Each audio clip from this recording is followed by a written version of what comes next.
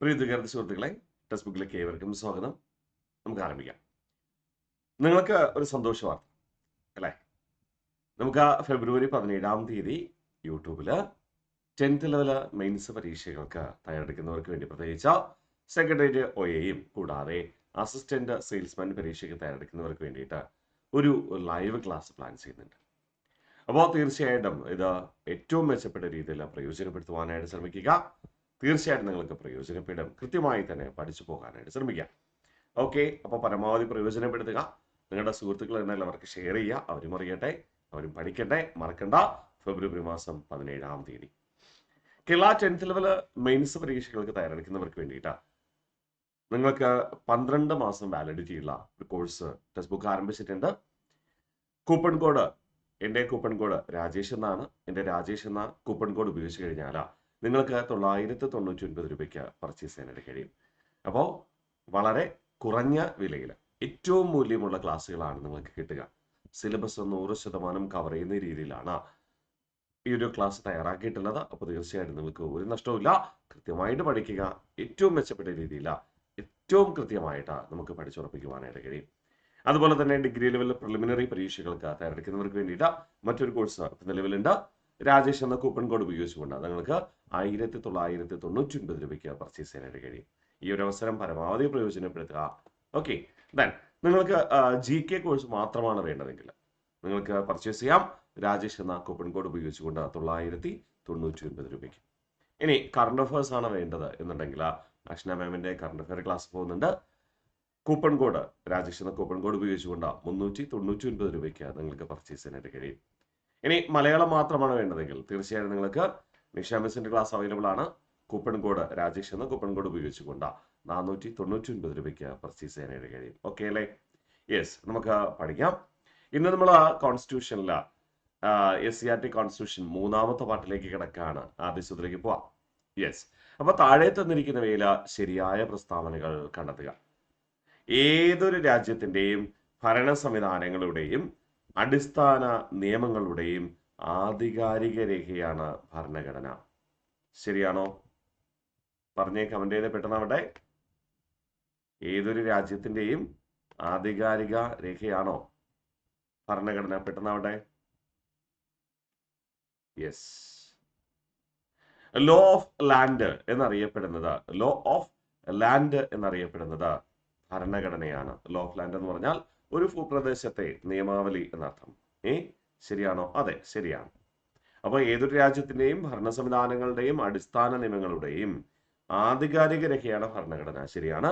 Law of land എന്നറിയപ്പെടുന്നത് ഭരണഘടന തന്നെയാണ്. ഇനി 3 നോക്കാം. കോൺസ്റ്റിറ്റ്യൂവർ എന്ന ലാറ്റിൻ പദത്തിൽ നിന്നാണ് കോൺസ്റ്റിറ്റ്യൂഷൻ എന്ന പദം രൂപം കൊണ്ടത്. ശരിയാണോ? അതും ശരിയാണ്. ഒരു രാഷ്ട്രത്തെക്കുറിച്ച് ഒട്ടേറെ വകുപ്പുകൾ ഉൾക്കൊള്ളുന്ന ഒതുക്കമുള്ള ഒരു പ്രമാണം അഥവാ ഒരു കൂട്ടം പ്രമാണങ്ങളെ നമുക്ക് ഭരണഘടന എന്ന് വിളിക്കാം. ശരിയാണോ? അതെ, ശരിയാണ് കേട്ടോ. അപ്പൊ മറക്കരുതേ, ഇമ്പോർട്ടന്റ് ആണ്. SCERT ഫാക്ട് ആണ്. ശരി, ഓപ്ഷൻ ബി ആണ് ഇവയെല്ലാം. അടുത്ത ചോദ്യത്തിലേക്ക് പോവാം. ചില പ്രസ്താവനകൾ ഇവിടെ കൊടുക്കുന്നു. ഇവയില് തെറ്റായവ ഏത് എന്നാണ് ചോദ്യം. ഇവയില് തെറ്റായത് കണ്ടെത്തുവാനാണ് ചോദ്യം കേട്ടോ.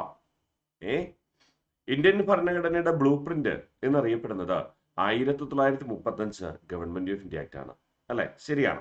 1935 ഗവൺമെന്റ് ഓഫ് ഇന്ത്യ ആക്ടിൽ നിന്ന് ഒട്ടനവധി കാര്യങ്ങൾ ഇന്ത്യൻ ഭരണഘടന സ്വീകരിച്ചിട്ടുണ്ട്. അപ്പൊ അത് ശരിയാണ്. മൗലികാവകാശങ്ങളുടെ ശില്പി എന്നറിയപ്പെടുന്നത് സർദാർ വല്ലഭായ് പട്ടേലാണ്. ശരിയാണോ?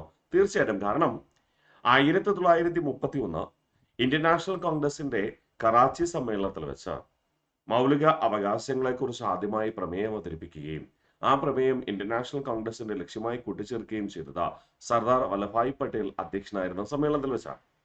അതുകൊണ്ടാണ് അദ്ദേഹത്തെ നമ്മൾ എന്തെന്ന് വിളിക്കുക? മൗലിക അവകാശങ്ങളുടെ ശില്പി എന്ന് വിളിക്കുക. പിന്നീട് ഭരണഘടനാ നിർമ്മാണ സമിതി രൂപീകരിച്ചപ്പോൾ അവിടെ മൗലികാവകാശ കമ്മിറ്റിയുടെ അധ്യക്ഷനായും സർദാർ വല്ലഭായ് പട്ടേലിനെ നിയമിച്ചു. തുടർന്ന് പ്രസ്തുത committee Indian national Congress 1931 Karachi സമ്മേളനത്തിൽ സ്വീകരിച്ച മൗലികാവകാശങ്ങളും അമേരിക്കൻ ഭരണഘടനയിലെ മൗലിക അവകാശങ്ങളും കൂട്ടിയോജിപ്പിച്ചുകൊണ്ടാണ് ഇന്ത്യൻ ഭരണഘടനയിൽ ഉൾപ്പെടുത്തുക. മനസ്സിലായോ? അപ്പോൾ മൗലികാവകാശ കമ്മിറ്റിയുടെ അധ്യക്ഷൻ സർദാർ വല്ലഭായ് പട്ടേൽ ആയതുകൊണ്ടല്ല അദ്ദേഹത്തെ മൗലികാവകാശങ്ങളുടെ ശില്പി എന്ന് വിളിക്കുക. 1931 കറാച്ചി സമ്മേളനത്തിൽ മൗലികാവകാശങ്ങൾ എന്ന പ്രമേയം അവതരിപ്പിച്ച് പാസ്സാക്കിയത് കൊണ്ടാണ് അദ്ദേഹത്തെ എന്തെന്ന് വിളിക്കുക? മൗലികാവകാശങ്ങളുടെ ശില്പി എന്ന് വിളിക്കുക. ഓക്കെ, അപ്പോൾ അത് ശരിയാണ്. ഇന്ത്യൻ ഭരണഘടനാ നിർമ്മാണ സഭയിൽ 4 മലയാള സ്ത്രീകൾ ഉണ്ടായിരുന്നു. ശരിയാണോ? അല്ല, തെറ്റാണ്. 3 മലയാളി വനിതകൾ അല്ലേ? അപ്പോ അനീസ് മസ്ക്രീൻ, എം എസ് സ്വാമിനാഥൻ, പിന്നെ ദാക്ഷായണി വേലായുധൻ എന്നീ 3 പേര്. ഇന്ത്യൻ ഭരണഘടനാ നിർമ്മാണ സമിതി 1946 ഡിസംബർ 6 രൂപീകരിക്കുമ്പോൾ അവിടെ ആകെ 389 അംഗങ്ങൾ ഉണ്ടായിരുന്നു. അതിൽ 17 വനിതകൾ, അതിൽ 3 പേര് മലയാളികൾ. സ്വാതന്ത്ര്യാനന്തരം 1947 ഓഗസ്റ്റ് 14 പാകിസ്ഥാൻ വിഭജിച്ചു പോയല്ലോ. 15 മുതൽ ഇന്ത്യൻ ഭരണഘടനാ നിർമ്മാണ സമിതിയിൽ ആകെ അംഗങ്ങളുടെ എണ്ണം 299 ആണ്. അതിൽ എത്ര വനിതകളെന്ന് ചോദിച്ചാൽ 15 വനിതകൾ, അതിൽ 3 പേർ മലയാളികളാണ്. ഓക്കെ, അപ്പോ മൂന്നാമത്തെ സ്റ്റേറ്റ്മെന്റ് ഇവിടെ തെറ്റാണെന്ന് പറയാം അല്ലെ? ഇനി ഭരണഘടനാ നിർമ്മാണ സമിതിയുടെ മൗലികാവകാശ സബ് കമ്മിറ്റിയുടെ അധ്യക്ഷൻ JB കൃപലാനി ആയിരുന്നു. ശരിയാണോ? അതെ, തീർച്ചയായിട്ടും. ഭരണഘടനാ നിർമ്മാണ സമിതിയുടെ മൗലികാവകാശ കമ്മിറ്റിയുടെ അധ്യക്ഷൻ നമ്മുടെ സർദാർ വല്ലഭായ് പട്ടേലും ഉപകമ്മിറ്റിയുടെ അധ്യക്ഷൻ, സബ് കമ്മിറ്റിയുടെ അധ്യക്ഷൻ JB കൃപലാനിയുമായിരുന്നു. അപ്പോ 1, 3, 1, 2, 4 എന്നിവ ശരിയാണ്, 3 തെറ്റാണ്. ഇവിടെ തെറ്റായതാണ് ചോദിച്ചിരിക്കുന്നത്. അപ്പോൾ എന്താണ് തെറ്റ്?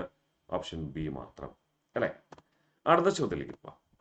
ചേരുമ്പഴ ചേർക്കുക. അതായത് ഇവിടെ പരാമർശിച്ചിരിക്കുന്നത് എന്താണ്? ഇന്ത്യൻ ഭരണഘടന കടം കൊണ്ടിട്ടുള്ള കാര്യങ്ങളാണ് ചോദിച്ചിരിക്കുന്നത്. ശരിയല്ലേ? ഓക്കെ, അപ്പോൾ നമുക്ക് പരിശോധിക്കാം. ഗവർണറുടെ ഓഫീസ് എവിടെ നിന്നാണ് നമ്മൾ കടം കൊണ്ടിരിക്കുക? യെസ്, 1935 ഗവൺമെന്റ് ഓഫ് ഇന്ത്യ ആക്ടിൽ നിന്ന്. ശരിയല്ലേ? ഇനി പഞ്ചവത്സര പദ്ധതികൾ എവിടെ നിന്നാണ്?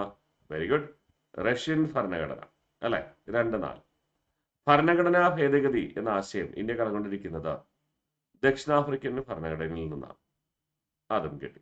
അപ്പൊ 4-ാമത്തത് രാഷ്ട്രപതിയുടെ തിരഞ്ഞെടുപ്പ് സംവിധാനം സ്വാഭാവികമായിട്ടും എവിടെ നിന്നാണ്? ഐറിഷ് ഭരണഘടനയിൽ നിന്ന് അല്ലെ? അപ്പൊ രാഷ്ട്രപതിയുടെ തിരഞ്ഞെടുപ്പ് സമ്പ്രദായം ഐറിഷ് ഭരണഘടന.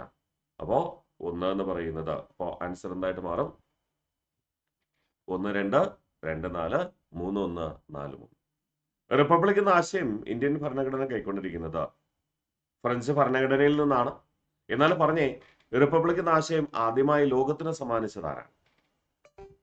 നമ്മൾ പഠിച്ചിട്ടുണ്ട്. റിപ്പബ്ലിക് എന്ന ആശയം ആദ്യമായി ലോകത്തിന് സമ്മാനിച്ചത് ആര് എന്ന് ചോദിച്ചു കഴിഞ്ഞാൽ മറക്കരുത്, റോമൻ സാമ്രാജ്യമാണ്. എന്നാൽ റിപ്പബ്ലിക് എന്ന ആശയം ഇന്ത്യ കടം കൊണ്ടിരിക്കുന്നത് എവിടെ നിന്നാണ്? ഫ്രാൻസിൽ നിന്ന്. യൂണിയൻ ലിസ്റ്റ്, സ്റ്റേറ്റ് ലിസ്റ്റ് എന്നിവ കടം കൊണ്ടിരിക്കുന്ന എവിടെ എന്ന് ചോദിച്ചു കഴിഞ്ഞാൽ കനേഡിയൻ ഭരണഘടനയിൽ നിന്നാണ്. ഓക്കെ അല്ലെ? യൂണിയൻ ലിസ്റ്റ്, സ്റ്റേറ്റ് ലിസ്റ്റ്, പിന്നെ റെസിഡുവൽ പവേഴ്സ്. ഓക്കെ, അതെ. അപ്പൊ മറക്കരുത്, യൂണിയൻ ലിസ്റ്റും സ്റ്റേറ്റ് ലിസ്റ്റും കടം കൊണ്ടിരിക്കുന്ന എവിടെ നിന്ന് ചോദിച്ചു കഴിഞ്ഞാൽ കനേഡിയൻ ഭരണഘടനയിൽ നിന്നാണ്. അടുത്ത ചോദ്യം, ബന്ധം മനസ്സിലാക്കി വിട്ടുപോയ ഭാഗം പൂരിപ്പിക്കുക. ഇന്ത്യക്ക് വേണ്ടി ബ്രിട്ടീഷ് പാർലമെന്റ് പാസാക്കിയ ആദ്യ നിയമം 1773 ആണ്. അപ്പോൾ ഇവിടെ നിങ്ങൾ മനസ്സിലാക്കേണ്ടത് വർഷം പറയണം എന്നാണ് അല്ലേ?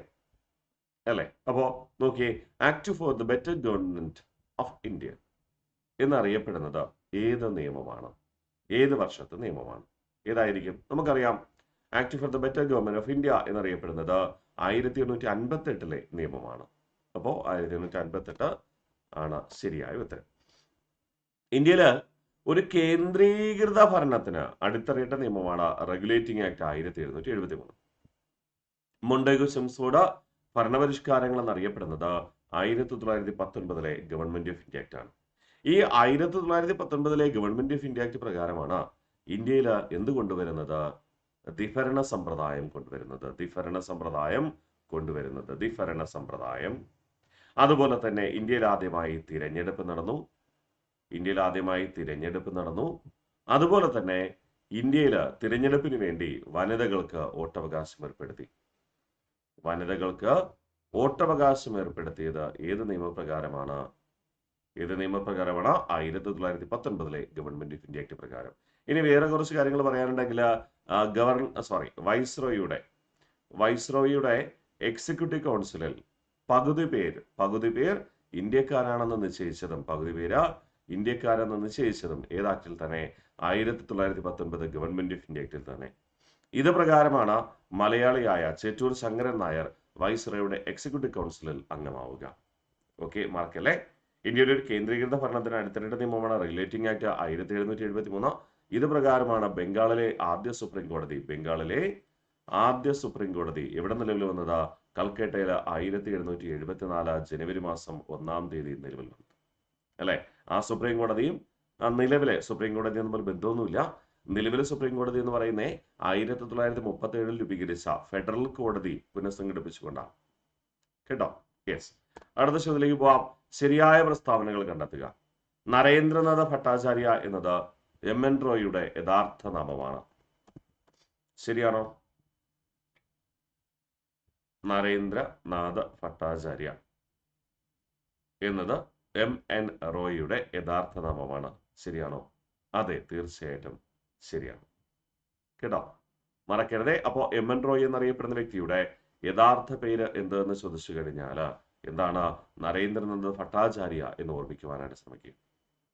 ഇന്ത്യക്ക് സ്വാതന്ത്ര്യം ലഭിക്കുമ്പോൾ കോൺഗ്രസ് പ്രസിഡന്റ് കെ മുൻഷി ആയിരുന്നു. ശരിയാണോ? അല്ല, തെറ്റാ. നമുക്കറിയാം, ഇന്ത്യക്ക് സ്വാതന്ത്ര്യം ലഭിക്കുന്ന സമയത്ത് ആരാണ് INCയുടെ അധ്യക്ഷൻ എന്ന് ചോദിച്ചു കഴിഞ്ഞാൽ JB കൃപലാനിയാണ്.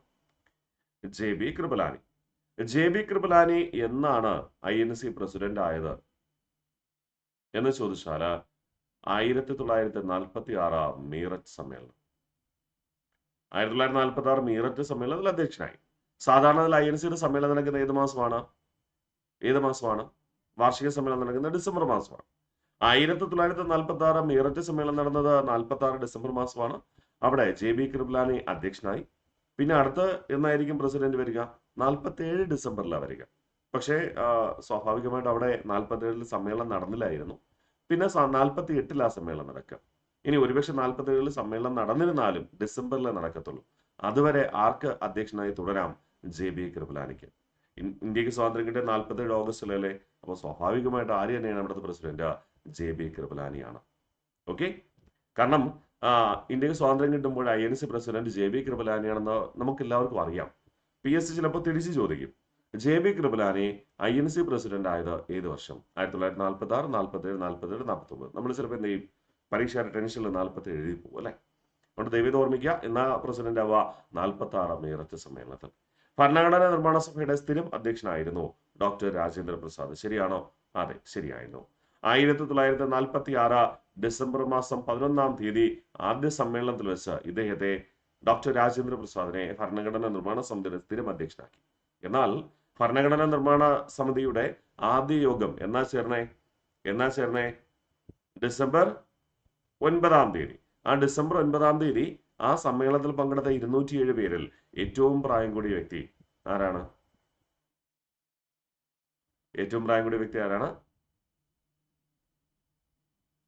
അദ്ദേഹത്തെയാണ് താൽക്കാലിക അധ്യക്ഷനാക്കി മാറ്റിയത്. കാരണം എല്ലാവരും 207 പേര് വന്നു. അപ്പോൾ 207 ഭരണഘടനാ നിർമ്മാണ സമിതിയിലേക്ക് വരുമ്പോൾ സ്വാഭാവികമായിട്ട് അവിടെ ചിലപ്പോൾ കൺഫ്യൂഷൻസ് ഉണ്ടാകാം.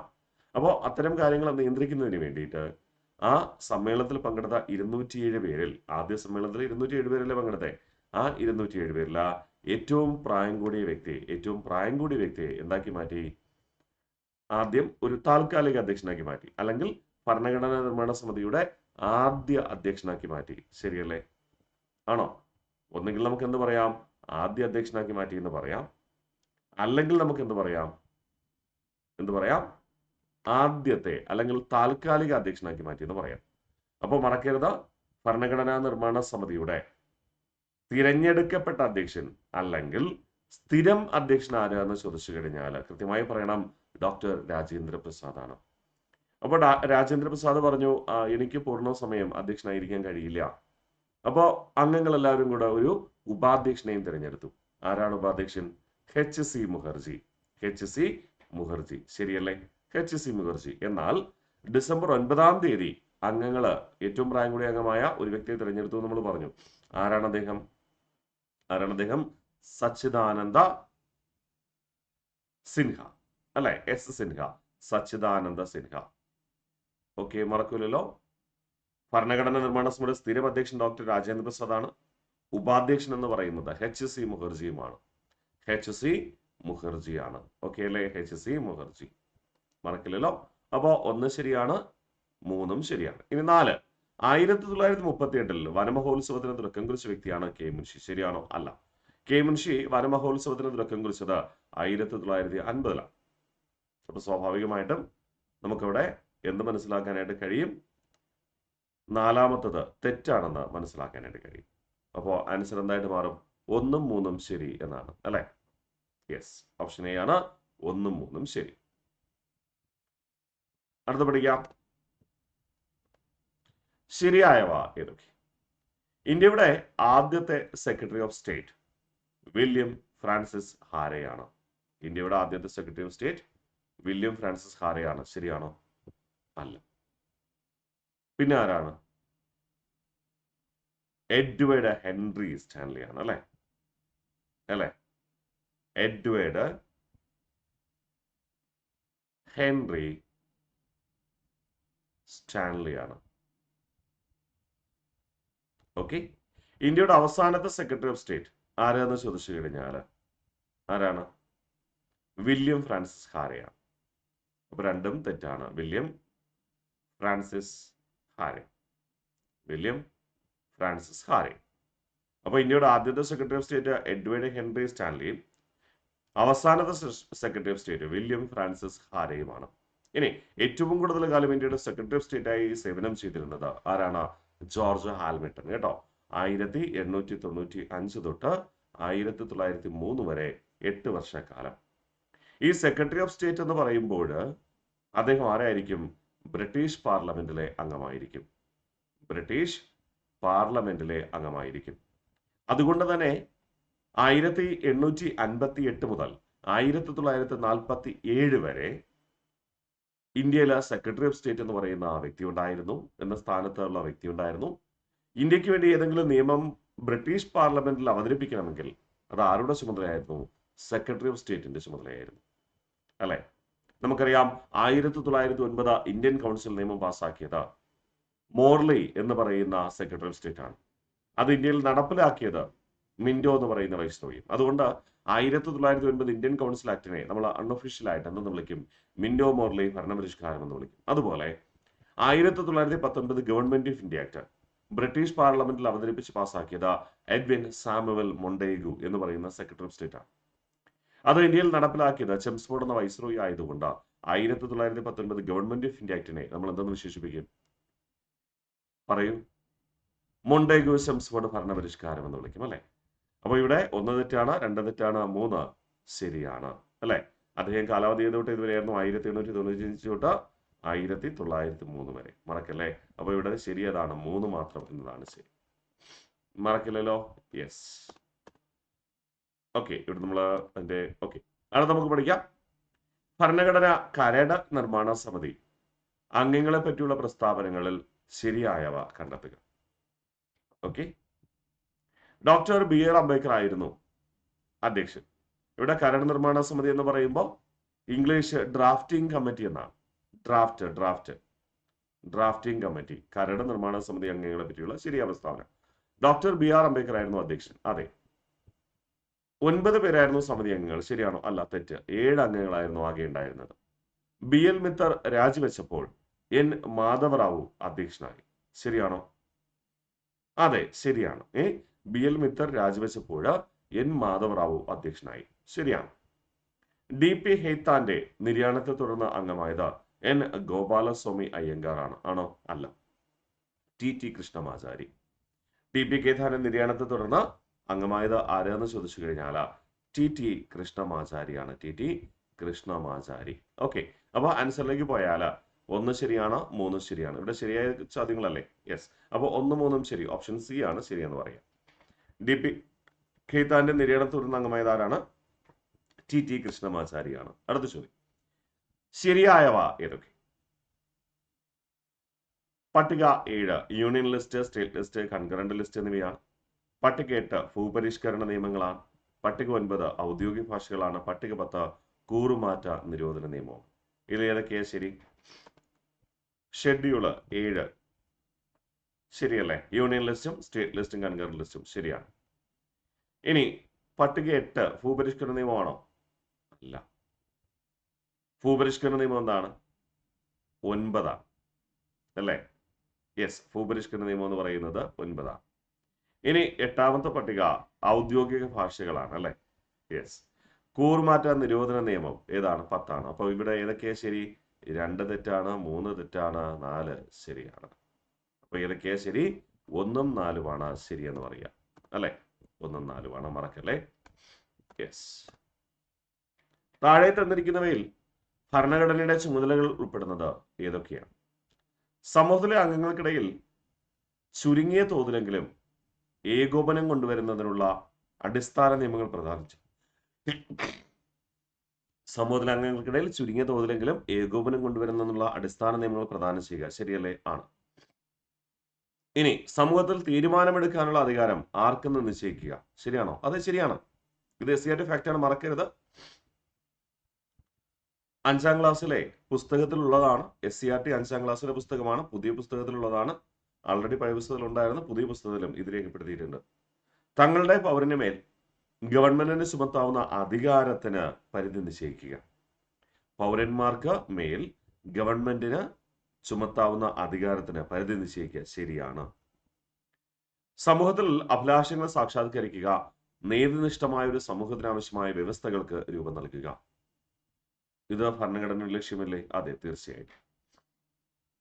ഓക്കെ. അപ്പോൾ ഇത് എല്ലാം ഭരണഘടനയിൽ ഉൾപ്പെടുന്ന കാര്യങ്ങളാണ്. നമുക്ക് പരിശോധിക്കാം. അപ്പോൾ സമൂഹത്തിലെ അംഗങ്ങൾക്കിടയിൽ ചുരുങ്ങിയ തോതിലെങ്കിലും ഏകോപനം കൊണ്ടുവരുന്നുള്ള അടിസ്ഥാന നിയമങ്ങൾ പ്രദാനം ചെയ്യുക ഭരണഘടനയുടെ ലക്ഷ്യമാണ്. ഇതിനു വേണ്ടിയിട്ടാണ് എന്ത് രൂപം കൊടുത്തിരിക്കുന്നത്? എന്ത് രൂപം കൊടുത്തിരിക്കുക? യെസ്, സിവിൽ കോഡുകൾ, അതായത് ഏകീകൃത നിയമങ്ങൾ രൂപീകരിച്ചിരിക്കുന്നത്. സമൂഹത്തിൽ തീരുമാനമെടുക്കാനുള്ള അധികാരം ആർക്കെന്ന് വ്യക്തമാക്കുക. അതാണ് എക്സിക്യൂട്ടീവിനെ കുറിച്ച് പരാമർശിച്ചത്. സെൻട്രൽ എക്സിക്യൂട്ടീവ് ഉണ്ട്, സ്റ്റേറ്റ് എക്സിക്യൂട്ടീവ് ഉണ്ട്. ശരിയല്ലേ? ഇനി തങ്ങളുടെ പൗരന് മേൽ ഗവൺമെന്റിന് ചുമത്താവുന്ന അധികാരത്തിന് പരിധി നിശ്ചയിക്കുക. ഒരു വ്യക്തി ചെയ്യേണ്ട കടമകളാണ് ഇവിടെ ഉദ്ദേശിക്കുക. അത് മൗലിക കടമകൾ എന്ന് പറയാം. സമൂഹത്തിന്റെ അഭിലാഷങ്ങൾ സാക്ഷാത്കരിക്കുക. നീതിനിഷ്ഠമായ സമൂഹത്തിനാവശ്യമായ വ്യവസ്ഥകൾക്ക് രൂപം നൽകുക. ഇതെന്താണ് പറയുക? മാർഗനിർദ്ദേശക തത്വങ്ങളാണ്. ഈ 4ാമത് പറഞ്ഞിരിക്കുന്ന സ്റ്റേറ്റ്മെന്റ് തന്നെയാണ് ഇന്ത്യൻ ഭരണഘടനയിലെ 38ാമത്തെ വകുപ്പിൽ രേഖപ്പെടുത്തിയിരിക്കുന്നത് അല്ലെ. സമൂഹത്തിനാവശ്യമായ ക്ഷേമ വ്യവസ്ഥകൾക്ക് രൂപം നൽകേണ്ടത് ആരുടെ കടമയാണ്? ഗവൺമെന്റിന്റെ കടമയാണ്. അപ്പോൾ ഇതിലെല്ലാം ശരിയാണ്. SCERT ഫാക്റ്റ് മറക്കരുതേ, വളരെ പ്രാധാന്യമുണ്ട്, ഇമ്പോർട്ടന്റ് ആണ്. ഇന്ത്യൻ ഭരണഘടനയുടെ ആമുഖവുമായി ബന്ധപ്പെട്ട് തന്നിട്ടുള്ള പ്രസ്താവനകളിൽ ശരിയായത് ഏതൊക്കെ? ഇന്ത്യൻ ജനതയുടെ അധികാരത്തെയും ഇന്ത്യൻ ഭരണഘടനയുടെ ഫിലോസഫിയെയും വ്യക്തമായി പ്രതിപാദിക്കുന്ന ഭാഗമാണ്. ശരിയാണോ? തീർച്ചയായിട്ടും. ഇന്ത്യൻ ഭരണഘടന എപ്രകാരമാണ് എന്ന് കൃത്യമായി നിർവചിച്ചിട്ടുണ്ട്. അതുകൊണ്ട് തന്നെ ശരിയാണ് അല്ലെ. ഭാരതത്തിലെ ജനങ്ങളായ നാം, we the people of India എന്നാണ് ആമുഖം ആരംഭിക്കുക. ശരിയാണ്. ദെൻ ഇന്ത്യൻ ഭരണഘടനയുടെ ആമുഖത്തിൽ പരാമർശിക്കുന്ന ഒരേ ഒരു തീയതിയാണ് 1949 നവംബർ 26. ശരിയാണോ? അതെ. ഈ ദിവസം ഭരണഘടന അംഗീകരിക്കുന്നു എന്നാണ് ആമുഖത്തിൽ പരാമർശിച്ചിരിക്കുന്നത്. ഇന്ത്യൻ ഭരണഘടനയുടെ ആണിക്കല്ല് എന്ന് വിശേഷിപ്പിക്കുന്നത്, ഇന്ത്യൻ ഭരണഘടനയുടെ ആണിക്കല്ല് എന്ന് വിശേഷിപ്പിക്കുന്നു. ആണോ? ആമുഖത്തെയാണോ ആണിക്കല്ലെന്ന് വിശേഷിപ്പിക്കുക? ആമുഖത്തെയാണോ ആണിക്കല്ലെന്ന് വിശേഷിപ്പിക്കുക? ഇല്ല, അത് തെറ്റാണ്. ഓക്കെ, ആമുഖത്തെ അല്ല ആണിക്കല്ലെന്ന് വിശേഷിപ്പിക്കുക. മറക്കില്ലല്ലോ, ഇമ്പോർട്ടന്റ് ആണേ. അപ്പോൾ 1, 2, 3 എന്നിവ ശരിയാണെന്ന് പറയാം. Okay, yes. അപ്പോൾ മറക്കരുത്, ഇമ്പോർട്ടന്റ് ആണ്. 1, 2, 3 എന്നിവ ശരിയാണ്. അടുത്ത നമുക്ക് പഠിക്കാം. ഇന്ത്യൻ ഭരണഘടനയുമായി ബന്ധപ്പെട്ട് ശരിയായ പ്രസ്താവനകളെയോ? ഇന്ത്യൻ ഭരണഘടന അലിഖിതമാണ്. ആണോ? അല്ല, തെറ്റാണ്. ഇന്ത്യൻ ഭരണഘടന ലിഖിത ഭരണഘടനയാണ് അല്ലെ. യെസ്, 2ാമത്തത് ശരിയാണ്. ലോകത്തിലെ ഏറ്റവും ബൃഹത്തായ ഭരണഘടനാ രാജ്യം ഇന്ത്യയാണ്. ശരിയാണോ? അതെ, ശരിയാണ്. ലോകത്തിലെ ഏറ്റവും ചെറിയ ലിഖിത ഭരണഘടനാ രാജ്യം ഇന്ത്യയാണോ? അല്ല, അത് അമേരിക്കയാണ്. USA ആണ് ഏറ്റവും ചെറുത്. ആകെ 7 വകുപ്പുകളാണുള്ളത്. ഏറ്റവും പുരാതനമായത്, ഏറ്റവും ആദ്യം പുരാതനമായത് അമേരിക്കയുടേതാണ്. 1789 അത് തയ്യാറാക്കുന്നത്. ഓക്കെ, അപ്പോൾ ഇവിടെ ഏതൊക്കെയാണ് ശരി? 2 ശരിയാണ്, 3 ശരിയാണ്. 2ഉം 3ഉം ശരി. ഓപ്ഷൻ ബി ആണ് കറക്റ്റ് ആൻസർ എന്ന് പറയാം. ഓക്കെ അല്ലേ? ദെൻ അടുത്ത ചോദ്യത്തിലേക്ക് പോവാം. 1773 റെഗുലേറ്റിംഗ് ആക്ട് പ്രകാരം ഡേഷിൽ ബ്രിട്ടീഷ് ഇന്ത്യയിലെ ആദ്യ സുപ്രീം കോടതി ഡേഷ്. സ്ഥാപിതമായി. അതായത് വർഷവും സ്ഥലവുമാണ് ഇവിടെ ചോദിച്ചിരിക്കുക. ഓപ്ഷൻ കാണുമ്പോൾ നമുക്ക് അറിയാലോ, പെട്ടെന്ന് പറഞ്ഞേ. 1773 റെഗുലേറ്റിംഗ് ആക്ട് പ്രകാരം ഏത് വർഷം എവിടെയാണ് സ്ഥാപിതമായത്? നിയമം 73 എന്നാൽ ഈ ക്ലാസ്സിന്റെ തുടക്കത്തിൽ ഞാൻ പറഞ്ഞിട്ടുണ്ടായിരുന്നു, റെഗുലേറ്റിംഗ് ആക്ട് പ്രകാരം സുപ്രീം കോടതി ആരംഭിച്ചത് 1774 ജനുവരി മാസം 1-ാം തീയതി എവിടെ ആരംഭിച്ചു എന്ന്? കൽക്കട്ടയിൽ ആരംഭിച്ചു എന്നല്ലേ. അപ്പൊ ഇവിടുത്തെ ആൻസർ എന്താണ്? ഓപ്ഷൻ സി ആണ് അല്ലെ. ഈ കൽക്കട്ട സുപ്രീം കോടതിയിൽ ഒരു ചീഫ് ജസ്റ്റിസും 3 ജഡ്ജിമാരുമാണ് ഉണ്ടായിരുന്നത്. ഒരു ചീഫ് ജസ്റ്റിസും 3 ജഡ്ജിമാരും. ആ ചീഫ് ജസ്റ്റിസ് എന്ന് പറയുന്നത് സർ എലിജ ഇംപെ ആയിരുന്നു. എലിജ ഇംപെ, അദ്ദേഹത്തിന്റെ പേര് എലിജ ഇംപെ ആയിരുന്നു. Okay, sir Elijah ഇംപെ. കേട്ടോ, ഒരു ചീഫ് ജസ്റ്റിസും 3 ജഡ്ജിമാർ. ഓക്കെ, അടുത്ത ശരിയല്ലാത്ത ജോഡികൾ ഏതൊക്കെ എന്നാണ് ചോദ്യം. ശരിയല്ലാത്ത ജോഡികൾ ഏതൊക്കെ? നമുക്ക് നോക്കാം ഏതൊക്കെയാണ് ശരിയല്ലാത്ത ജോഡി. സർ എലിജ ഇംപെ ബ്രിട്ടീഷ് ഇന്ത്യയിലെ ആദ്യത്തെ സുപ്രീം കോടതി ചീഫ് ജസ്റ്റിസ് ആണ്. നമ്മളിപ്പോ പറഞ്ഞു, അതെ ശരിയാണ്. കാനിങ് പ്രഭു ഇന്ത്യയുടെ ആദ്യ വൈസ്രോയി ആണ്. ശരിയാണോ? ശരിയാണ്, ഇന്ത്യയുടെ ആദ്യ വൈസ്രോയി കാനിങ് ആണ്. അതുവരെ ഗവർണർ ജനറൽ ആയിരുന്നു അല്ലെ. 1858 നവംബർ 1 വിക്ടോറിയ രാജ്ഞിയുടെ വിളംബരത്തിന് ശേഷം ഗവർണർ ജനറൽ എന്ന പദവി എന്താക്കി മാറ്റപ്പെട്ടു? വൈസ്രോയിയെ മാറ്റപ്പെട്ടു. വാറൻ ഹേസ്റ്റിങ്സ് ബ്രിട്ടീഷ് ഇന്ത്യയിലെ ആദ്യ ബംഗാൾ ഗവർണർ ജനറൽ. ശരിയാണോ? ശരിയാണോ? അതെ ശരിയാണ്. ലിങ്തോ പ്രഭു ഗവൺമെന്റ് ഓഫ് ഇന്ത്യ ആക്ട് 1858 നിലവിൽ വന്നപ്പോൾ ആണോ? അല്ല. 1858 ഗവൺമെന്റ് ഓഫ് ഇന്ത്യ നിലവിൽ വന്നപ്പോൾ ആരാണ് ഭരണാധികാരി? കാനിങ് പ്രഭു ആണ്. അപ്പോൾ ഇവിടെ 4 തെറ്റ് അല്ലെ. ശരിയല്ലാത്ത ജോഡി, അതായത് തെറ്റായത് ഓപ്ഷൻ ഡി ആണ്. അടുത്ത ചോദ്യം, താഴെ കൊടുത്തിരിക്കുന്ന പ്രസ്താവനകളിൽ ക്രിപ്സ് മിഷനുമായി ബന്ധമില്ലാത്ത പ്രസ്താവനകൾ ഏതൊക്കെ എന്നാണ് ചോദ്യം. ക്രിപ്സ് മിഷൻ ഇന്ത്യ സന്ദർശിക്കുമ്പോൾ ലിങ്തോ പ്രഭു ആയിരുന്നു വൈസ്രോയി ആണോ? ക്രിപ്സ് മിഷൻ എന്നാ ഇന്ത്യ സന്ദർശിച്ച 1942 ലിങ്തോ പ്രഭു ആയിരുന്നു. അതെ തീർച്ചയായിട്ടും. 1942 മാർച്ച് 24 ക്രിപ്സ് മിഷൻ ഇന്ത്യ സന്ദർശിച്ചത്. അതെ, ഡൽഹിയിൽ വന്ന മാർച്ച് 24 അതുകൊണ്ട് ഇന്ത്യയിൽ വന്നത് മാർച്ച് 24 എന്ന് തന്നെ കണക്കാക്കുന്നു. ശരിയാണ്. ഗാന്ധിജി ഈ മിഷനെ വിശേഷിപ്പിച്ചത് തകരുന്ന ബാങ്കിൽ മാറാൻ നൽകിയ കാലഹരണപ്പെട്ട ചെക്ക് എന്നാണ്. തീർച്ചയായിട്ടും നമ്മൾ പലപ്പോഴും തകരുന്ന ബാങ്കിൽ നിന്ന് മാറാൻ നൽകിയ കാലഹരണപ്പെട്ട ചെക്ക്, യെസ്, മറക്കരുത്, തകർന്നുകൊണ്ടിരിക്കുന്ന ബാങ്കിൽ നിന്നുള്ള ചെക്ക് എന്നും പറയാറുണ്ട്. ശരി തന്നെയാണ്. അപ്പൊ സ്റ്റേറ്റ്മെന്റ് 3 ശരിയാണ്. ഈ ദൗത്യം ഇന്ത്യയിൽ വിജയകരമായിരുന്നു ആണോ? അല്ല, തെറ്റായിരുന്നു അല്ലെ. പരാജയപ്പെട്ടു പോയി. ക്രിപ്സ് മിഷൻ പരാജയപ്പെട്ടു പോയത് കൊണ്ടാണ് ആ വർഷം എന്ത് ചെയ്യുന്നത്? പറഞ്ഞേ. ക്വിറ്റ് ഇന്ത്യ സമരം ആരംഭിക്കുക അല്ലെ. അപ്പോ 1942 വന്ന ക്രിപ്സ് മിഷന്റെ പരാജയമാണ് എന്തിലേക്ക് പോവുക? ക്വിറ്റ് ഇന്ത്യ സമരത്തിലേക്ക് പോവുക അല്ലെ. ക്വിറ്റ് ഇന്ത്യ സമരത്തിന്റെ മുദ്രാവാക്യം എന്തായിരുന്നു? ക്വിറ്റ് ഇന്ത്യ എന്നായിരുന്നു. ക്വിറ്റ് ഇന്ത്യ സമര കാലഘട്ടത്ത് ഗാന്ധിജി മുഴക്കിയ മുദ്രാവാക്യം എന്തായിരുന്നു? Do or die. Quit India സമര കാലഘട്ടത്ത് മുസ്ലിം ലീഗ് മുഴക്കിയ മുദ്രാവാക്യം എന്തായിരുന്നു? Divide and quit India. മറക്കരുത്. ക്വിറ്റ് ഇന്ത്യ സമര കാലഘട്ടത്ത് പ്രധാനപ്പെട്ട 3 മുദ്രാവാക്യങ്ങൾ INC-യുടേത് ക്വിറ്റ് ഇന്ത്യ, ഗാന്ധിജിയുടേത് ഡു ഓർ ഡൈ, മുസ്ലിം ലീഗിൻ്റെത് ഡിവൈഡ് ആൻഡ് ക്വിറ്റ് ഇന്ത്യ. അപ്പൊ ഇവിടെ 4ാമത്തെ സ്റ്റേറ്റ്മെന്റ് തെറ്റാണ്. അപ്പൊ ആൻസർ ഓപ്ഷൻ സി ആണ്. റെഗുലേറ്റിംഗ് ആക്ടുമായി ബന്ധപ്പെട്ട ശരിയല്ലാത്ത പ്രസ്താവനകൾ ഏവ? ഇന്ത്യയിലെ ആദ്യ സുപ്രീം കോടതി ഈ നിയമപ്രകാരമാണ് നിലവിൽ വന്നത്. ശരിയാണോ? ശരിയാണ്. 1773 ഈ നിയമം നിലവിൽ വന്നത്. ശരിയാണോ? ശരിയാണ്. 1784 ഈസ്റ്റ് ഇന്ത്യ കമ്പനി ആക്ട് ആണ് റെഗുലേറ്റിംഗ് ആക്ട് ആയി അറിയപ്പെടുന്നത് ആണോ? അല്ല. 1784 ഈസ്റ്റ് ഇന്ത്യ കമ്പനി ആക്ട് യഥാർത്ഥ പേര് പിറ്റ്സ് ഇന്ത്യ ആക്ട് എന്നാണ്. 1784 പിറ്റ്സ് ഇന്ത്യ ആക്ട് ആണ് ഈസ്റ്റ് ഇന്ത്യ കമ്പനിയെ നിയന്ത്രിക്കുന്നതിന് വേണ്ടി ബ്രിട്ടീഷ് പാർലമെന്റ് പാസാക്കിയ നിയമം അല്ലെ. ഈസ്റ്റ് ഇന്ത്യ കമ്പനിയെ നിയന്ത്രിക്കുന്നതിന് വേണ്ടി ബ്രിട്ടീഷ് പാർലമെന്റ് പാസാക്കിയ നിയമമാണ് പിറ്റ്സ് ഇന്ത്യ ആക്ട് 1784. അത് തയ്യാറാക്കിയത് അപ്പോഴത്തെ ബ്രിട്ടീഷ് പ്രധാനമന്ത്രിയായ വില്യം പിറ്റ് ആയിരുന്നു. അതുകൊണ്ടാണ് പിറ്റ്സ് ഇന്ത്യ ആക്ട് എന്ന പേരിൽ അറിയപ്പെടുക. പിറ്റ്സ് ഇന്ത്യ ആക്ട് കാരണം എന്ത് നിയന്ത്രിക്കപ്പെട്ടു? East India company. അതുകൊണ്ട് അതെന്ത് പേരിൽ അറിയപ്പെടുന്നു? ഈസ്റ്റ് ഇന്ത്യ കമ്പനി ആക്ട് എന്ന പേരിൽ അറിയപ്പെടുന്നു. ശരിയല്ലേ? ബംഗാൾ ഗവർണർ വാറൻ ഹേസ്റ്റിങ്സിന്റെ കാലഘട്ടത്താണ് ഇത് പാസാക്കിയത്. ശരിയാണോ? ആണോ? ബംഗാൾ ഗവർണർ വാറൻ ഹേസ്റ്റിങ്സിന്റെ കാലഘട്ടത്താണ് പാസാക്കിയത്. ശരിയാണോ? അതെ ശരിയാണ്. ബംഗാൾ ഗവർണർ വാറൻ ഹേസ്റ്റിങ്സിന്റെ കാലഘട്ടത്താണ് ഇത് പാസാക്കിയത്. ഈ നിയമം പാസാക്കിയതിന് ശേഷമാണ് വാറൻ ഹേസ്റ്റിങ്സിനെ ബംഗാളിന്റെ ഗവർണർ ജനറലായി നിയമിച്ചത്. ശരിയല്ലേ? പാസ്സാക്കുന്ന അദ്ദേഹം ഗവർണറായിരുന്ന സമയത്ത് ഈ പാസ്സാക്കിയതിന് ശേഷം അദ്ദേഹത്തെ എന്താക്കി മാറ്റി? ഗവർണർ ജനറലാക്കി മാറ്റി. ഈ നിയമപ്രകാരമാണ് ഗവർണർ ജനറലായിട്ട് മാറുക. അപ്പൊ 4ാമത്തത് ശരിയാണ്. അപ്പോൾ ഇവിടുത്തെ 3 മാത്രമാണ് തെറ്റ്. അപ്പോൾ ഓപ്ഷൻ സി ആണ്. ഗവൺമെന്റ് ഓഫ് ഇന്ത്യ 1935 ബന്ധപ്പെട്ട ശരിയായ പ്രസ്താവനകൾ ഏവ? ഈ നിയമം പാസാക്കിയപ്പോൾ ഇന്ത്യയുടെ വൈസ്രോയി വില്ലിംഗ്ടൺ പ്രഭുവായിരുന്നു. ശരിയാണോ? അതെ. എന്നാ പാസാക്കുന്നേ?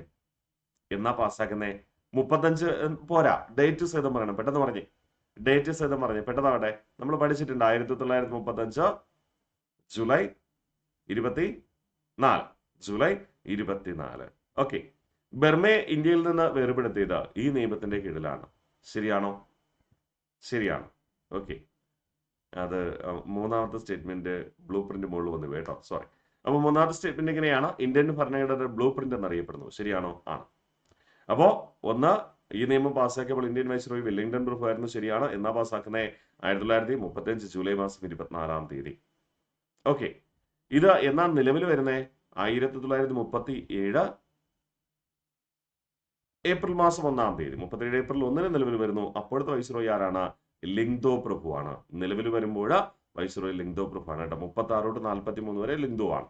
അതുകൊണ്ട് നിലവിൽ വരുന്നത് ലിങ്തോ പ്രഭുവിന്റെ കാലഘട്ടം.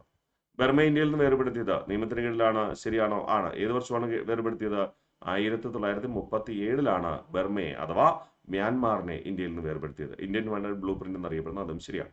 ശക്തമായ ബ്രേക്കുകൾ മാത്രമുള്ള എഞ്ചിൻ ഇല്ലാത്ത യന്ത്രം എന്ന് ജവഹർലാൽ നെഹ്റു വിശേഷിപ്പിച്ചത് ഈ നിയമത്തെയാണ്. ശരിയാണോ? ശരിയാണോ? അതെ, ശരിയാണ്. അപ്പോ ഇവിടെ എന്താണ്? എല്ലാം ശരിയെന്ന്. യെസ്. അപ്പോ ഓപ്ഷൻ ഡി ആണ്. താഴെ കൊടുത്തിരിക്കുന്ന വർഷങ്ങളിൽ തെറ്റായത് ഏത് എന്നാണ്. ഗവൺമെന്റ് ഓഫ് ഇന്ത്യക്ക് 1935. ശരിയാണോ? ശരിയാണ്. Regulating act 1773. ശരിയാണോ? അതെ, ശരിയാണ്. Pitt's India act 1794. ആണോ? അല്ല, 1784. ഇനി പിറ്റ്സ് ഇന്ത്യ അമെന്റ്മെന്റ് ആക്ട് ഉണ്ട്. Pitt's India amendment act, Pitt's India ഭേദഗതി നിയമം 1786. പിറ്റ്സ് ഇന്ത്യ ഭേദഗതി നിയമം 1786. അതുപോലെ റെഗുലേറ്റിംഗ് ആക്ട് 1773. റെഗുലേറ്റിംഗ് ആക്ടിന്റെ ഭേദഗതി എന്നാണ് വന്നതെന്ന് ചോദിച്ചാൽ 1781 കേട്ടോ. റെഗുലേറ്റിംഗ് ആക്ടിന്റെ ഭേദഗതി 1781. Pitt's India Act 1784. Pitt's India ആക്ടിന്റെ ആദ്യ ഭേദഗതി 1786. ഗവൺമെന്റ് ഓഫ് ഇന്ത്യ ആക്ട് പാസ്സാക്കിയത് 1858. 8 വിട്ടുപോയതാണ് കേട്ടോ. ശരിയാണോ? അതെ, ശരിയാണ്.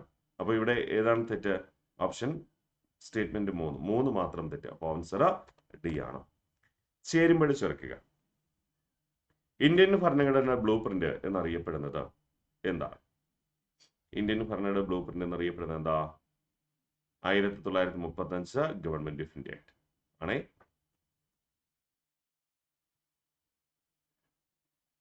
യെസ്.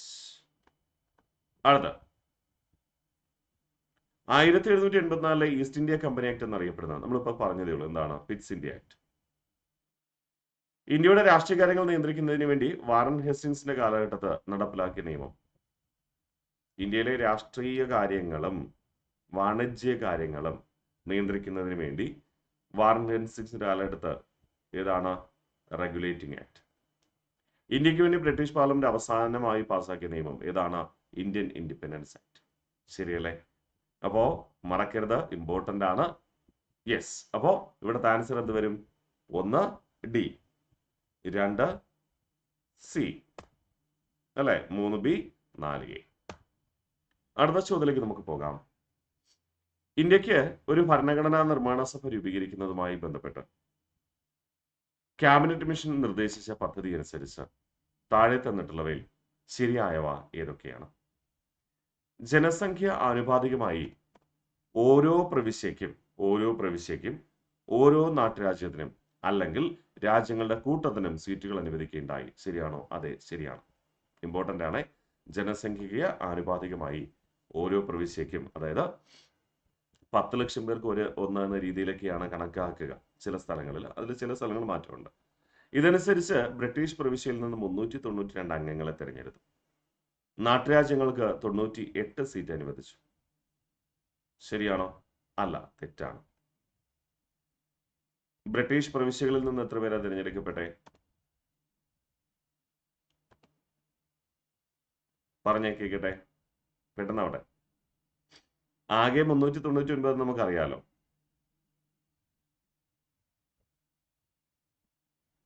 ആകെ 399 എന്ന് നമുക്കറിയാം. ഭരണഘടനാ നിർമ്മാണ സമിതിയൊക്കെ നിങ്ങൾ പഠിച്ചതാണ്. പെട്ടെന്ന് പറഞ്ഞേ. ഭരണഘടനാ നിർമ്മാണ സമിതി മാത്രമല്ല, ഭരണഘടനയിലേക്ക് നയിച്ച നിയമങ്ങൾ നമ്മൾ പഠിച്ചതാണ് അല്ലേ? ആ, പേരിലുള്ളവർക്ക് അറിയാമായിരിക്കും, ഇല്ലാത്തവർ നമ്മൾ പഠിക്കുന്നുണ്ടല്ലോ. യെസ്. അപ്പോൾ ഭരണഘടനാ നിർമ്മാണ സമിതിയിൽ ആകെ എത്ര പേരുണ്ടായിരുന്നു എന്ന് ചോദിച്ചു കഴിഞ്ഞാൽ 389 പേരുണ്ടായിരുന്നു. ബ്രിട്ടീഷ് പ്രവിശ്യയിൽ നിന്ന് തിരഞ്ഞെടുക്കപ്പെട്ടവർ എത്രയാണ്? 296 അല്ലെ? 296 അല്ലെ? നാട്ടുരാജ്യങ്ങളിൽ നിന്ന് എത്ര പേര്? 93 പേര്. അങ്ങനെ ആകെ എത്ര പേര്? 389 പേര്. ശരിയല്ലേ? ടോട്ടല് 389 അപ്പോൾ 2 തെറ്റാണ്. 3, ആനുപാതിക പ്രാതിനിധ്യ വ്യവസ്ഥയിലെ ഏക കൈമാറ്റ വോട്ട് സമ്പ്രദായം അനുസരിച്ച് പ്രവിശ്യ നിയമനിർമ്മാണ സഭയിലെ ഓരോ സമുദായത്തിൽപ്പെട്ട അംഗങ്ങൾക്ക് അവരുടെ പ്രതിനിധികൾ തിരഞ്ഞെടുത്തു. അതായത് സാമുദായിക സംവരണം ഉണ്ടായിരുന്നു എന്നാണ് ചോദിക്കുന്നത്. ഉണ്ടായിരുന്നോ? ഉണ്ടായിരുന്നു. അപ്പോൾ ഏതാണ് ശരി?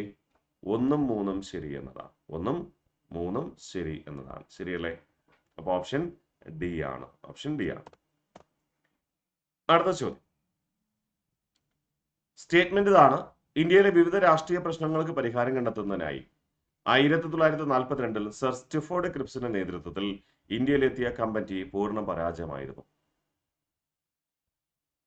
റീസൺ: കോൺഗ്രസും മുസ്ലിം ലീഗും ഈ കമ്മിറ്റിയെ അംഗീകരിക്കുകയോ കമ്മിറ്റിയെ ഇന്ത്യയിലേക്ക് അയച്ച വിൻസ്റ്റൺ ചർച്ചിലിനെ വിശ്വസിക്കുവാനോ തയ്യാറാകാത്തതാണ് പരാജയപ്പെടാനുള്ള കാരണം. ശരിയാണോ?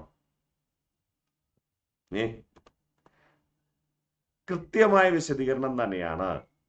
യെസ്, സ്റ്റേറ്റ്മെന്റിന്റെ കൃത്യമായ വിശദീകരണം, റീസൺ തന്നെയാണ് 6. അപ്പോൾ ഓപ്ഷൻ സി ആണ് കറക്റ്റ്. ഇവിടെ കൃത്യമായി നമ്മൾ പഠിച്ചിട്ടുണ്ട് അല്ലേ? ഇന്ത്യയിലെ വിവിധ രാഷ്ട്രീയ പ്രശ്നങ്ങൾക്ക് പരിഹാരം കണ്ടെത്തുന്നതിനായി 1942 സ്റ്റഫോർഡ് ക്രിപ്സിന്റെ നേതൃത്വത്തിൽ ഒരു കമ്മിറ്റി ഇന്ത്യയിൽ വരികയും അത് പരാജയപ്പെട്ടു പോവുകയും ചെയ്തു.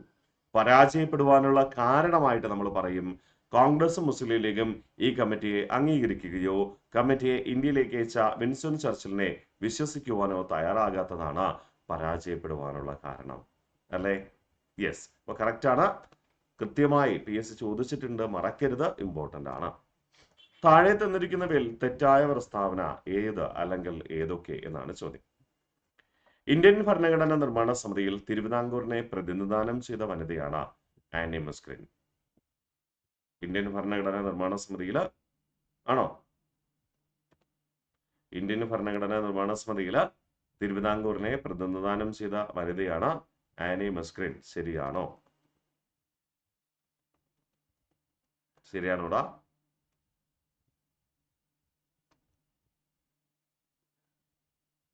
കമന്റ് ചെയ്തേ.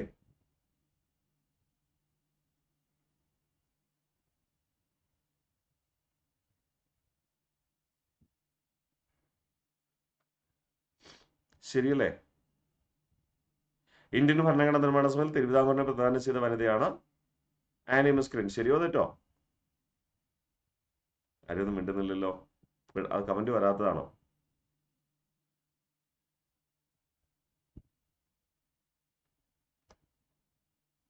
ശരിയാണ്. ആണോ? ഓക്കെ, ശരി. അപ്പൊ തിരുവിതാംകൂറിൽ നിന്ന് ആനി മസ്ക്രിൻ ഉണ്ടായിരുന്നു. കൊച്ചിയിൽ നിന്ന് വനിതകളില്ല, ഒരേ ഒരു പുരുഷനുണ്ടായിരുന്നുള്ളൂ, പനമ്പള്ളി ഗോവിന്ദമേനോൻ. പിന്നെ മദ്രാസിൽ നിന്ന് അമ്മു സ്വാമിനാഥനും ദാക്ഷായണി വേലായുധനും. അപ്പോൾ ഓപ്ഷൻ എ ശരിയാണ്. ഇന്ത്യക്ക് ഒരു ഭരണഘടനാ നിർമ്മാണ സഭ രൂപീകരിക്കണമെന്ന ആശയം ആദ്യമായി മുന്നോട്ട് വെച്ച രാഷ്ട്രീയ പാർട്ടി സ്വരാജ് പാർട്ടിയാണ്. ശരിയാണോ? ശരിയാണ്. ഓക്കെ. ഭരണഘടനാ നിർമ്മാണ സഭയിലെ ഏക മുസ്ലിം വനിതാംഗമായിരുന്നു ബീഗം ഐസാസ്. ശരിയാണോ? ശരിയാണ്. ഇനി ഭരണഘടനാ നിർമ്മാണ സഭയിലെ ആംഗ്ലോ ഇന്ത്യൻ പ്രതിനിധിയായിരുന്നു ഫ്രാങ്കോ അൻവർ. ശരിയാണോ? അല്ല, ഫ്രാങ്ക് ആന്റണി ആയിരുന്നു. അപ്പോൾ ഓപ്ഷൻ ബി ആണ്. ഡി മാത്രം തെറ്റ് എന്നതാണ് കേട്ടോ.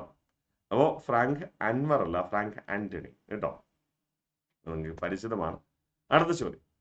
താഴെ തന്നിരിക്കുന്നവയിലെ ശരിയായ ജോഡികൾ ഏതൊക്കെ? അതായത് ഭരണഘടന അംഗീകരിച്ച കാര്യങ്ങളാണ് ഇവിടെ പരാമർശിച്ചിരിക്കുന്നത് കേട്ടോ. ഓക്കെ, എന്തൊക്കെയാണ് നമുക്ക് നോക്കാം. ദേശീയ ഗാനം, ഗീതം എന്നിവ രണ്ടും, ദേശീയ ഗാനം എന്ന് പറയുന്നത് ജനഗണമനയും ദേശീയ ഗീതം എന്ന് പറയുന്നത് വന്ദേ മാതരവുമാണ്. ഇത് രണ്ടും അംഗീകരിച്ചത് എന്നാണ് ചോദ്യം. 1946 ഡിസംബർ 6. ശരിയാണോ? തെറ്റ്. എന്നാണ് 1950 ജനുവരി 24 അംഗീകരിക്കുക. ഭരണഘടനാ നിർമ്മാണ സമിതിയുടെ രൂപീകരണം 50 ജനുവരി 24 ആണോ? അല്ല, തെറ്റ്. 1946 ഡിസംബർ മാസം 6 അപ്പൊ രണ്ടും തെറ്റാണേ. ദെൻ ദേശീയ പതാക അംഗീകരിച്ചത് 1947 ജൂലൈ 22. ശരിയാണോ? അതെ, ശരിയാണ്. അതിന്റെ താൽക്കാലിക കമ്മിറ്റിയുടെ അധ്യക്ഷൻ ആരായിരുന്നു? രാജേന്ദ്ര പ്രസാദ് ആയിരുന്നു അല്ലെ.